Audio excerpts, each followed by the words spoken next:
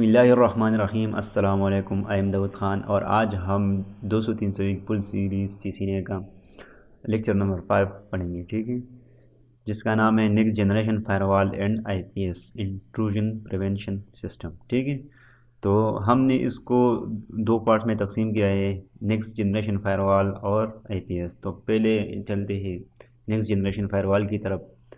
तो next generation firewall क्या चीज़ है? Next generation firewall is advance firewall that can filter payload. ये इस तरह का एक फायरवॉल होता है जो फेलोड को भी फिल्टर करता है। फेलोड का मतलब ये है, जिस तरह कि आप लोगों ने सुना हो कि पाकिस्तान ने एक मिज़ाइल लॉन्च किया कि वो इतना हद तक वो पेलोड ले सकता है, मतलब कैरी कर सकते हैं। ठीक है, तो पेलोड मतलब जो हथियार उसमें होते हैं। यहाँ पे पेलोड का मतलब ये है कि जो एप्लीकेशन जो डेटा भेजना चाहते हैं, जो डेटा भेज रहा है, तो उसका पेलोड है। सपोज़ मैं फेसबुक से चैट करो तो जो चैट में जो मैसेज में भेज रहा हूँ वो मेरा पेलोड है। ठीक है, तो ये भी फिल्टर कर लेता है कि किस तरह का पेलोड ये अलाउड है, किस तरह का आप लोग ब्लॉक करना चाहते हो, इस पेलोड पे आप लोग क्या करना चाहते हो। ठीक है, इसको लेयर 7 फायरवॉल भी कहते हैं। ठीक है, आल्सो कॉल्ड लेयर 7, क्योंकि ये एप्लीकेशन लेयर को भी फिल्टर कर लेता है कि तुमने कौन सी एप्लीकेशन को अलाउ करना है, कौन से को ब्लॉक कर लेना है। ठीक है, या कौन सी एप्लीकेशन में कौन सा फीचर आपने डिसेबल कर लेना है या इस पे इसकी मॉनिटरिंग कर लेनी है। ठीक है, तो लेयर 7 फायरवॉल या नेक्स्ट जनरेशन फायरवॉल पे आप लोग सब कुछ कर सकते हो। ठीक है, for example if you want to filter specific application data you can filter application data, वही बात जो मैंने अभी बताई। ठीक है, next generation firewall performs the role of traditional firewall and aids in G intrusion prevention systems features. ठीक है, नेक्स्ट जनरेशन फायरवॉल जो ट्रेडिशनल फायरवॉल होते हैं, लेयर 3 लेयर 4 फायरवॉल जो आजकल है, लेयर 4 इसके आजकल जो next generation firewall layer 7 firewall है। ठीक है, तो ट्रेडिशनल फायरवॉल में नेक्स्ट जनरेशन जो इंट्रूजन प्रिवेंशन सिस्टम है, इसमें इसका फीचर्स ऐड करते हैं। नेक्स्ट जनरेशन फायरवॉल में 3 मेन फीचर होते हैं। एप्लीकेशन अवेयरनेस कि कौन सा एप्लीकेशन है और ये किस हद तक इसका इसका डेटा क्या है और ये किसके साथ कम्युनिकेशन कर रहा है, तो इसको एप्लीकेशन की अवेयरनेस भी होती है। इसका एप्लीकेशन पे फुल कंट्रोल भी होता है। ठीक है, और आइडेंटिटी अवेयरनेस कि कौन कर रहा है, किसके साथ हो रहा है, इसका मुकम्मल ये एक एक चीज़ की शनाख्त कर लेता है लेयर 7 फायरवॉल। ठीक है, इसके बाद next generation firewall provide deep scan inspection. Deep scan inspection का मतलब ये है कि तुमने डेटा में से डेटा को निकाल लेना है या इसको स्कैन कर लेना है। ठीक है, जैसे कि मैंने आपको बताया कि फेसबुक एक एप्लीकेशन है और इसमें आप लोगों ने सपोज फ्रेंड रिक्वेस्ट ये आपने ब्लॉक करनी है, या आपने चैट ब्लॉक करनी है, या आपने और फीचर इसका ब्लॉक करना, या इस पे आप लोगों ने एड्स ब्लॉक कर लेने हैं, तो ये सारे ये लेयर 7 फायरवॉल कर सकते हैं। ठीक है, next generation firewall block to add application level inspection and intrusion prevention system, वही बात। For example Cisco ASA adaptive security appliance जो लेयर 7 नेक्स्ट जनरेशन जो फायरवॉल है। ठीक है, या पालाल्टो का है या फूटीनेट का है, मुख्तलिफ़ किस्म के चेक पॉइंट हैं। ठीक है, मुख्तलिफ़ किस्म के फायरवॉल है जो मार्केट में आजकल यूज़ हो रहे हैं। ठीक है, कौन सा एक नंबर पे, कौन सा ज़्यादा इस्तेमाल, कौन सा लो कास्ट है, कौन सा ओपन सोर्स है, ये हम फिर डिस्कस कर लेंगे। ठीक है, इसके बाद जो हमारा पार्ट बी है, तो हम इस पे अलग एक वीडियो बनाएंगे, क्योंकि अगर हम पार्ट ए का प्रैक्टिकल कर लेते हैं और इसके बाद पार्ट बी को डिस्कस कर लेते हैं और इसके बाद इसकी प्रैक्टिकल कर लेंगे, तो तकरीबन 1 घंटा इस पे लगेगा। तो अच्छा ये रहेगा कि हम सिंपल इसकी हमने ये फायरवॉल डिस्कस की और अब इसकी प्रैक्टिकल की तरफ चलते हैं। तो जो पार्ट बी है हम नेक्स्ट वीडियो में इंशाल्लाह डिस्कस कर लेंगे। ठीक है, तो उम्मीद करता हूँ कि आप लोग इसकी थ्योरी समझ आ गया हो। तो चलिए इसकी प्रैक्टिकल कर लेते हैं। सबसे पहले हम इसका कंसोल लेते हैं। ठीक है, तो हमने इसको गूगल क्रोम के थ्रू एक्सेस किया वर्चुअल मशीन को, EVNG को। फिर न्यू लैब क्रिएट करते हैं, फायरवॉल बेसिक कॉन्फ़िगरेशन। ठीक है, तो हमने सेव पे क्लिक किया और इसके बाद हम 3 पीसीस लेते हैं। ठीक है, तो हमने राइट क्लिक किया, नोट पे क्लिक किया और इसके बाद हमने PC लिख दिया। PC यहाँ पे 3 से लिख दिया और पीसी लिख दिया सिंपल। इसके बाद स्क्रॉल डाउन करके सेव पे क्लिक किया, ठीक है। तो हमने सिंपली 3 पीसीज लिए। इसके बाद हम एक स्विच लेते हैं IOL, सिस्को IOL, इस पर क्लिक कर लेंगे और यहाँ पे लेयर 2 इमेज सेलेक्ट कर लेंगे, ठीक है। इसका नाम SW रख देंगे और इसका जो इमेज है, शक्ल है, ये लेयर 2 का सेलेक्ट करके नीचे स्क्रॉल डाउन करके सेव पे क्लिक कर लेंगे, ठीक है। इसके बाद हमने एक फायरवॉल लेना है और साथ में एक राउटर लेना है, ठीक है। तो हमने राइट क्लिक किया नोड पे और ऐसे सिस्को ऐसे जो पहले वाला था, मैंने ये इमेज इसमें अपलोड की है, तो आप लोग इस पे मैं एक अलग वीडियो बनाऊंगा, ठीक है। आप लोगों के लिए जस्ट प्रूफ करने के लिए या डेमोन्स्ट्रेट करने के फायरवॉल किस तरह काम करते हैं, ठीक है। अदरवाइज़ ये आप लोगों के लेवल के बाद अभी नहीं है, आप लोगों ने जस्ट इसकी कंसेप्ट सीखने की फायरवॉल किस तरह काम करते हैं और क्या करता है, ठीक है। इसके बाद हमने एक राउटर लिया ताकि हम इसको ISP कंसिडर करके इसके साथ कम्युनिकेशन करवा सकें, ठीक है। तो हमने इसमें 2 पास इथरनेट पोर्ट्स लिए और इसके बाद स्क्रॉल डाउन करके सेव पे क्लिक किया, ठीक है। अगर आप लोगों को ये समझ नहीं आ गया होगी किस तरह मैंने इसको ये टापोलॉजी बनाई, किस तरह मैंने वर्चुअल मशीन में ये EVNG क्रिएट की, EVNG का वर्चुअल मशीन क्रिएट किया, तो इस पे मैंने एक अलहदा पूरा का पूरा वीडियो बनाया है, ठीक है। तो आप लोग वो देख सकते हो, अगर नहीं तो पेगर ट्रेसर में भी आप लोग कर सकते हो, ठीक है। तो चलिए हम इसको एक एक को आपस में कनेक्ट कर लेते हैं और इसके बाद हम इसमें बेसिक कन्फिगरेशन कर लेंगे, ठीक है। तो हमने सारों को कनेक्ट किया। अब इसके बाद हम मोर एक्शन पे क्लिक करके स्टार्ट ऑल नोड्स, इस पर क्लिक कर लेंगे और ये तमाम के तमाम डिवाइस ऑन हो जाएंगे, ठीक है। इसके बाद हम ISP जो ISP का राउटर है इस पर क्लिक कर लेते हैं। चलिए इससे पहले हम थोड़ा डिस्क्रिप्शन इसके साथ लिखते हैं कि कहाँ पे कौन सा नेटवर्क यूज़ करना है और कौन सी IP एड्रेस सेट करनी है। तो यहाँ पे हमने 192.168.1.0 नेटवर्क यूज़ करना है, ठीक है। और चलिए कलर ओके कर लिया, सेव कर लिया।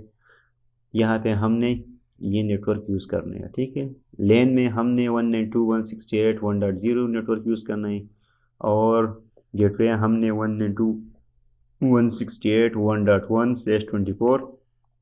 ये 29 तो बड़ा होगा, चलिए ट्राई करते कि कैसा नज़र आ रहा है।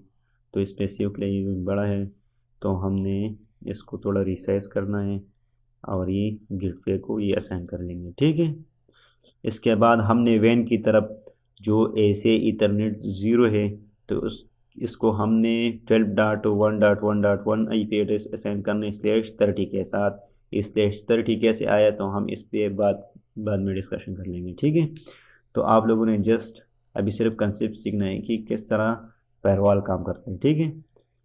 इसके बाद हमने जो ISP के सेट है इसको .2 असाइन किया और ISP का जो राउटर है इस पे हमने लूपबैक क्रिएट करना है। गूगल का जो DNS सर्वर है 8.8.8 इसके लूपबैक क्रिएट करना है ताकि हम इसको पिंग कर सके, इसकी टेस्टिंग कर सके, ठीक है। तो हमने इसको डिस्क्रिप्शन में लूपबैक और टेस्टिंग पर्पस, और ये बाद में हम इसको डिस्कस कर लेंगे, ठीक है। इसके बाद हमने ISP राउटर का कंसोल लिया और हमने इस पर बेसिक कॉन्फ़िगरेशन करनी है, इसका नाम चेंज करना है और इस पर लूपबैक और इसके जो FA 0 से 0 इसको IP एड्रेस असाइन करना है, ठीक है। तो हमने इनेबल कमांड दिया, कॉन्फ़िगर टर्मिनल, और यहाँ पे होस्ट नेम ISP रख दिया, इस पे लॉगिंग जो मैसेज है वो बंद किए और IP डोमेन लुकअप वो बंद किया, ठीक है। इसके बाद हमने इंटरफेस पास 0 से 0 को IP एड्रेस असाइन करें, नो शट डाउन और IP एड्रेस 10.1.1.2 2.5 2.5 2.5.252/30, ओके। इसके बाद हमने डिस्क्रिप्शन की ऑप्शनल है, आप लोग लिख सकते हो या नहीं लिखते कोई मसला नहीं। तो हमने जस्ट ऑर्गेनाइजेशन साइट लिख दिया, ओके। आप लोग कुछ भी लिख सकते हो, ठीक है, जो आप लोगों को समझ आए। इसके बाद हमने एक लूपबैक 0 कॉन्फ़िगर करना है, इसको IP एड्रेस 8.8.8.2.5.2.5.2.5/32 के साथ नो शटडाउन ऑप्शनल है। इसके बाद हमने एग्ज़िट किया और फिर एग्ज़िट, और इसके बाद हम इसको सेव कर लेंगे। ठीक है, तो ये हमने सेव कर दिया। इसके बाद हमने ऐसे की एडाप्टिव सिक्योरिटी अप्लायंस जो ऐसे फायरवॉल है इसकी बेसिक सेटिंग कर लेनी है। तो हमने इनेबल पे क्लिक किया, नो पासवर्ड, यहाँ पे इसके कोई पासवर्ड नहीं होता, आप लोगों ने जस्ट एंटर कर लेना है। ठीक है, और इसके बाद हमने कॉन्फ़िगर टर्मिनल होस्ट नेम हमने ऐसे एज पे जो ऐसे है और नेम ये रख दिया हमने। ठीक है, इसके बाद हमने interface Ethernet 1 name if inside, ये इनसाइड की तरफ है तो हमने इसको इनसाइड, इसकी सिक्योरिटी बाय डिफ़ॉल्ट 100 होती है। ठीक है, मतलब ये किसी के साथ भी कम्युनिकेशन अंदर की तरफ से कर सकता है। और इसके बाद हमने नो शटडाउन और IP एड्रेस 192.168.1.1.2.5.2.5.0 असाइन की। इसके बाद हम इससे एग्ज़िट हो जाएंगे। इसके बाद इंटरफेस ईथरनेट 0 और no shutdown name if outside. ठीक है, और आउटसाइड की सिक्योरिटी बाय डिफ़ॉल्ट 0 होती है। ठीक है, इसके बाद हमने इसको IP एड्रेस 10.1.1.1 2.5.2.5.2.5.2 और ये IP एड्रेस इसको असाइन की। ठीक है, इसके बाद हम इससे एग्ज़िट हो जाते हैं और हमने आउटसाइड एक डिफ़ॉल्ट रूट क्रिएट करना है। रूट आउटसाइड 0.0 स्पेस 0, इसका मतलब ये कि तुमने 0.0.0 जिस तरह हम रोटर पे करते हैं, और 12.1.1.2 इसी तरफ आपने रूट क्रिएट करनी है। हम इसको सेव कर लेते हैं और शो इंटरफेस IP ब्रीफ, इसकी कॉन्फ़िगरेशन इंटरफेस की चेक करते हैं, तो दोनों ऑफ है। तो चले अब PC2 पे जाते हैं और यहाँ से हम IP इसको स्टेटिकली असाइन करते हैं। ठीक है, तो IP 192.168.1.2 2.5 2.5 2.5 और गेटवे 192.168.1.1। ठीक है, ये मैंने इसको कहा कि आपने 1.2 IP एड्रेस लेना है सबनेट मास्क के साथ और ये गेटवे 192.168.1। ठीक है, तो हम अभी गेटवे पिंग करते हैं, पिंग 192.168.1.1 और ये पिंग हो जाएगा। ठीक है, तो आप लोगों ने, मैंने Ctrl+C प्रेस किया और ये पिंग हो गया। अब हम गूगल को पिंग कर लेते हैं। ठीक है, लेकिन पिंग नहीं हो रहा, तो इसकी दो रीज़न है, या तो इसकी नेटिंग नहीं हुई है या फायरवॉल इसे ब्लॉक कर रहा है। तो चलिए इसको देखते हैं, ऐसे पे आके इसकी वेरिफिकेशन कर लेते हैं कि क्यों ये ब्लॉक हो रही है या इसकी कम्युनिकेशन नहीं हो रही। तो ज़ाहिरी बात है हमने अभी नेटिंग भी नहीं की, तो चलिए इसकी नेटिंग कर लेते हैं।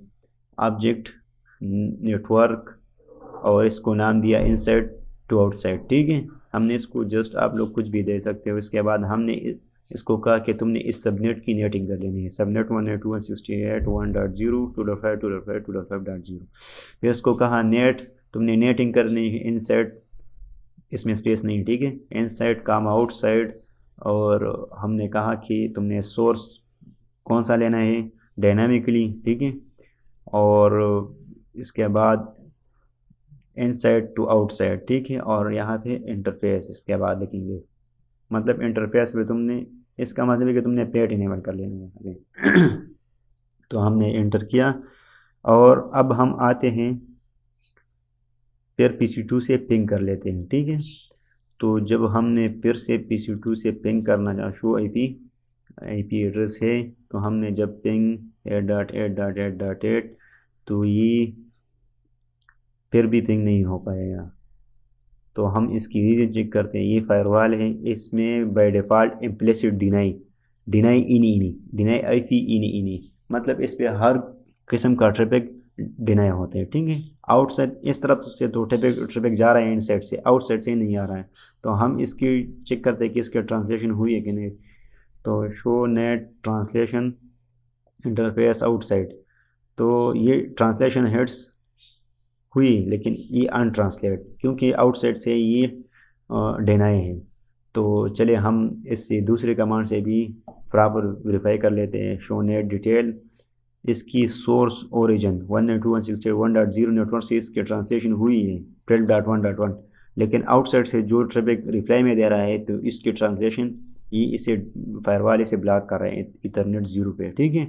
तो हम इसके लिए एक एक्सेस लिस्ट डिफाइन कर लेते हैं और सिर्फ PC2 का IP यहाँ पे फॉर्मेट कर लेते हैं। तो फायरवॉल इस तरह काम कर लेता है, ठीक है। तो हमने एक एक्सेस लिस्ट 50 और ये क्रिएट कर लेना है, एक्सेस लिस्ट 50, और यहाँ पे हमने फॉर्मेट, हमने इसको कहा अगर किसी भी तरफ से रिक्वेस्ट आए, ठीक है, तो आप लोगों ने सिर्फ और सिर्फ IP एड्रेस जो PC2 का IP एड्रेस है, इसको PC2 को आपने अलाउ करना है, बाकी को डिनाई करना है। तो अगर इन्हीं साइट से हो होस्ट 192.168.1.2 को अलाउ कर लेना है, इसके साथ कम्युनिकेशन आपने अलाउ कर लेना है। इसके बाद हमने इस एक्सेस लिस्ट को आउटसाइड पे अप्लाई कर लेना है। तो access group word 50 access list in पे, जब आउटसाइड से ही एन हो रहा हो तो आपने ये अप्लाई कर लेना है इंटरफेस आउटसाइड पे, ठीक है। तो जब हम अभी पिंग कर लेते हैं तो उम्मीद करता हूँ कि ये पिंग हो जाएगा और इसी तरह इसकी कम्युनिकेशन पॉसिबल होगी। तो फायरवॉल इस तरह काम करते हैं, ये आल तमाम किस्म के एट्रीब्यूट कोई ब्लॉक कर लेते हैं और हम जब हमारे इंटरेस्ट हो तो हम इसको डिनाई या एक ख़ास पोर्ट्स या ख़ास फंक्शनलिटी को हम इनेबल कर लेते हैं। तो इसके ट्रांसलेशन आप लोगों को दिखाई दे रहा है कि शो नेट ट्रांसलेटेड आउटसाइड। तो चले इसको इंटरफेस आउटसाइड, और ये ट्रांसलेशन है पोर्टिंग, और इसमें अनट्रांसलेटेड है जो पहले से वो डिनाई हुए थे 9 वो ट्रांसलेट नहीं हो पाए और बाकी ट्रांसलेट हो गए। तो मैं उम्मीद करता हूँ कि आप लोगों को फायरवॉल की फंक्शनलिटी समझ में आ गई होगी। अगर इससे रिलेटेड कोई भी क्वेश्चन हो या मेरे लेक्चर में कोई सजेशन हो तो आप लोग बेझिझक कमेंट में पूछ सकते हो या कह सकते हो, मुझे सजेशन दे सकते हो।